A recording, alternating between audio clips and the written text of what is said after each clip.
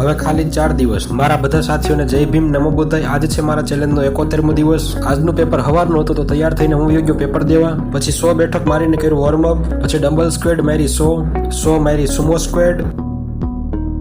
પછી લગાવ્યા લંજીસ, પછી 1 લેગ લંજીસ, છેલ્લે કાલ્ફ રેઝ મારી વર્કઆઉટ કર્યું પૂરું. આ છે વર્કઆઉટ પછીની બોડી કન્ડિશન. પછી તૈયાર થઈને મેં વાંચી બાબા સાહેબની આત્મકથા, જે આજે બ્રિટિશ સામ્રાજ્યને મુક્ત કરવા એટલે કે સંપૂર્ણ સ્વતંત્ર માટે ઠરાવ પસાર કરવા માંગે છે. તે આ વાત સમજી શકતા નથી અને અસ્પૃશ્યો અંગેના તેમના મૂલ્યોને ધૂંધળા કરી દે છે. બપોરે જમીને હું ગયો તો સુઈ. પછી હું તૈયાર છે બીજા વર્કઆઉટ માટે અને નીકળી ગયો રનિંગ કરવા. તડકો બહુ હે પણ કાંઈ વાંધો નહીં. પછી રનિંગ કરી 5 મિનિટ. રનિંગ પૂરી કરીને આવી ગયા હોસ્ટેલે. લગાવ્યા થોડાક ડમ્બલ, પછી શોલ્ડર પ્રેસ, થોડીક કરી વેટ ટ્રેનિંગ. પાણી પીને લગાવ્યા 50 નોર્મલ પુશઅપ, 20 માર્યા પુલઅપ.